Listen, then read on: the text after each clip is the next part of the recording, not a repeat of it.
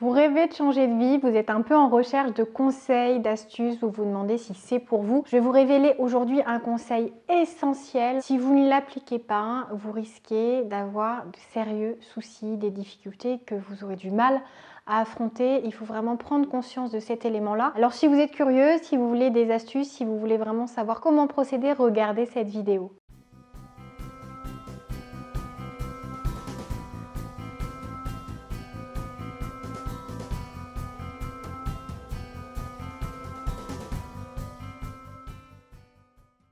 Bonjour à tous, je m'appelle Valérie Sauvage, je suis coach de vie, j'interviens à la fois en entreprise mais aussi en cabinet. Donc je travaille avec des particuliers et des professionnels qui ont envie de vivre pleinement, de maximiser leurs chances de réussite, leurs chances d'être heureux, leurs chances de construire une existence sur mesure. Et si j'utilise ce mot chance, c'est pas par hasard, c'est parce que finalement, ce qu'on met sous le terme de hasard, de chance, de destin, c'est quelque chose dont on est beaucoup plus responsable, qu'on veut bien imaginer. Il existe une attitude, un mental, un mindset, diront certains, à développer en cas de changement de vie. C'est pas juste offert à certains et impossible à atteindre pour d'autres.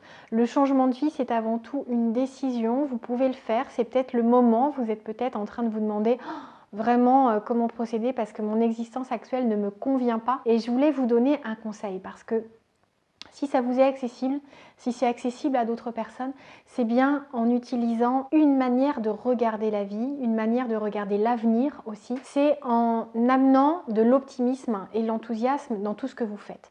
Et je vais m'expliquer parce qu'on pourrait mal comprendre la chose. L'idée n'est nullement d'être utopiste et de se dire tout va être tellement merveilleux, facile, la vie me doit ça, je mérite ça, si lui l'a, moi je le mérite encore plus. C'est pas ça l'idée.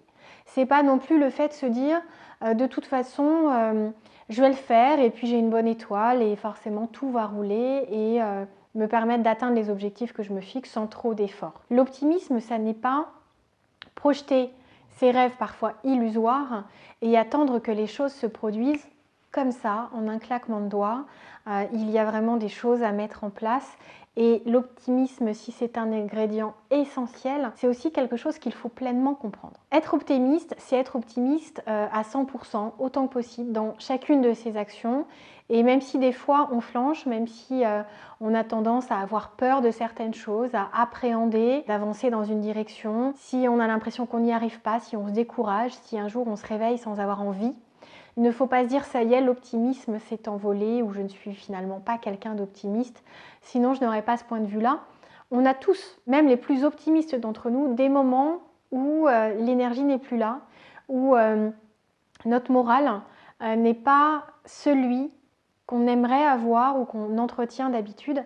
Et c'est quelque chose qu'il faut accepter, il faut être OK avec ça. Il faut se dire je ne suis pas forcément à 100% chaque jour de ma vie au top et avec le mental que je veux vraiment faire durer et celui avec lequel je veux avancer vers mes rêves. L'optimisme, c'est quelque chose qui se travaille, il faut être vigilant. Le pessimisme a tendance à être beaucoup plus naturellement en nous, dans nos pensées. On projette parfois des craintes. Alors c'est ça qui est malheureux, c'est que souvent on s'inquiète de choses qui n'existent même pas dans la réalité. On se dit, et si il se passe ça ? Et là, on se fait tout un monde et un scénario assez dramatique. Et si il pense ça ? Et s'il ne m'offre pas ça ? Et si je travaille et que ça ne donne pas les résultats escomptés ? Et c'est bien de se poser des questions, mais il ne faut pas que ça vous prive de vos rêves. Alors si vous avez peur que vos efforts ne donnent pas les résultats escomptés, faites-vous entourer par des spécialistes qui vont aller vérifier votre stratégie, ça ne vous coûtera pas très cher. C'est juste un coaching stratégique sur 1, 2, 3 séances et ça vous permettra d'assurer et de maximiser vos chances de succès. Donc plutôt que d'être dans la peur, tournez-vous vers des solutions. Si vous avez peur que le destin se retourne contre vous, alors là, je ne peux rien faire pour vous au sens où c'est une question de croyance. C'est une question presque des fois de décharge de responsabilité. C'est-à-dire que si vous comptez sur l'environnement ou sur le hasard ou sur le destin pour mettre sur votre chemin les bonnes personnes, les bonnes opportunités, presque les bonnes compétences, là, vous n'allez pas rentrer dans une phase d'action. L'optimisme, ça n'est pas ça. Ça n'est pas de l'attentisme, ça n'est pas le fait de croire que tout va arriver facilement. Une construction de vie, un changement de vie, quelles que soient nos aspirations et nos ambitions, ça demande des efforts, ça demande un choix initial Et il faut être optimiste sur nos probabilités d'atteindre ce résultat. Parce que si vous travaillez en vous disant de toute façon je travaille mais c'est sûr je ne vais pas réussir, je vais vous dire occupez vos journées autrement parce que ça serait dommage de gâcher votre temps à quelque chose sur lequel vous êtes prêt à parier votre main droite que vous n'atteindrez pas vos objectifs. Et je vous dis ça parce que j'en parlais avec une de mes clientes qui est en train de passer le concours pour être enseignante et qui a comme binôme, ils se sont réunis avec un autre qui cherche à aussi obtenir ce concours tant sollicité et qui ne bosse pas et qui dit de toute façon je ne l'aurai pas. Mais en même temps, heureusement que les concours récompensent ceux qui travaillent. Et même ceux qui travaillent, des fois, ne sont pas choisis, ne sont pas pris, ne sont pas ceux qui gagnent la préférence du jury. Et c'est important, plutôt que de se dire de toute façon je n'y arriverai pas, de se dire je ne vais pas me demander si j'y arriverai ou pas, je vais me demander comment je vais y arriver, mais je vais y arriver. Et la vie, c'est ça. C'est de se dire je ne sais pas quand ni comment je serai le plus heureux, mais je vais tout faire pour déjà fixer des objectifs, me demander ce dont j'ai envie. Et une fois que je sais ce que je veux et que je l'ai vérifié de la bonne manière avec des méthodes éprouvées, je vous dis ça parce que ça fait partie des protocoles en coaching, on vérifie vraiment vos objectifs pour voir si ce sont les vrais objectifs ou si par exemple vous ne vous trompez pas avec des objectifs qui ne sont que des moyens pour avoir autre chose. Certains veulent un job hyper bien payé, mais ce qu'ils veulent au fond, c'est la sécurité. Et donc autant viser le vrai objectif directement, comment s'assurer la sécurité. Et si vous avez vos objectifs, si vous avez vos rêves, si vous savez vers quoi vous voulez aller, alors il faut croire en vous. Il faut croire en cette possibilité d'atteindre vos objectifs ou sinon ne le faites pas.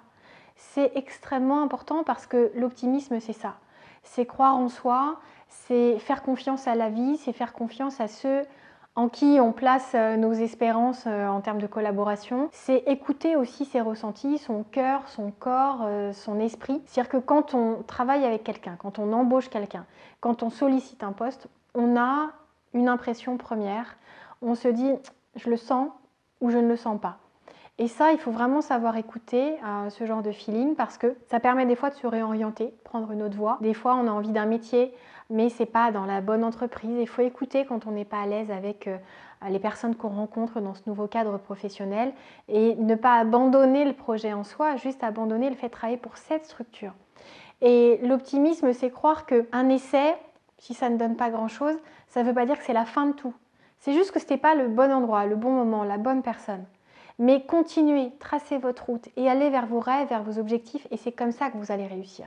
C'est en gardant cet optimisme comme l'allié le plus fidèle de votre vie que vous allez atteindre vos objectifs. Ça m'arrive dans l'année, des fois d'avoir un coup de blues. Je vais vous dire, je pense que ça dure moins d'1 heure dans l'année parce que très vite je me ressaisis et je me dis non, c'est pas comme ça que je vais avancer, j'ai donné beaucoup. Et même si là, je me décourage et je suis fatiguée, eh bien, je fais une pause. Mais je ne renonce pas à mes rêves, je ne renonce pas à mes projets, à mes envies. Et si j'ai un souci, eh bien, je trouve une solution. Je la trouve moi ou je me dirige vers quelqu'un. Et on en a sans arrêt. Quand on est entrepreneur, on en a sans arrêt. Je me suis fait hacker un de mes sites internet. Je peux vous assurer que si on sombre avec ça, il y en a qui sombrent, il y en a qui arrêtent tout parce qu'ils se disent j'ai investi de l'argent, du temps, l'image de marque, mais qu'est-ce que ça va donner? Eh bien, le site a été remonté en 3 jours. Et c'est un boulot de titan que je n'ai pas fait. J'ai la chance d'être super bien entourée, d'avoir et des amis et des prestataires qui sont au top. Mais je me suis dit, mais ça me donne l'occasion de me dire, je vais blinder, verrouiller mes sites internet. Alors j'espère qu'il ne se cache pas des petits hackers derrière cet écran qui vont aller tester et dire non, non, non. Je vais quand même avoir tes sites internet parce que clairement, si les hackers pouvaient s'occuper autrement que comme ça, moi ça m'arrangerait, les entrepreneurs aussi. Et les enjeux sont parfois forts et il y a des gens qui finalement voient ça comme une goutte d'eau, la goutte d'eau de trop et arrêtent et surtout, restez optimistes. Foncez, continuez, ne baissez pas les bras, faites-vous entourer, faites-vous accompagner, coacher. Demandez l'aide de vos proches qui savent toujours se montrer optimistes, encourageants, qui font preuve d'enthousiasme pour que ça vous redonne cette énergie qui doit faire partie de votre ADN si vous voulez changer de vie, si vous voulez prendre votre existence en main parce que ça vaut vraiment la peine. Alors, c'était mon conseil du jour, soyez optimistes, quoi qu'il arrive parce que vous en aurez besoin. dans votre vie privée, dans votre vie professionnelle, dans votre vie amicale. Et je vous donnerai de nombreux autres conseils aussi pour rester motivé et ne jamais lâcher. Même quand il se passe parfois certaines choses pas très confortables, et j'aurai des exemples à vous donner. J'espère que cette vidéo vous aura plu. Si c'est le cas, ça me ferait vraiment très plaisir que vous puissiez mettre un petit pouce j'aime. C'est une jolie récompense. Vous ne mesurez peut-être pas l'impact que ça peut avoir quand on publie des vidéos sur YouTube, mais on espère que les contenus vous plaisent. On espère tomber juste.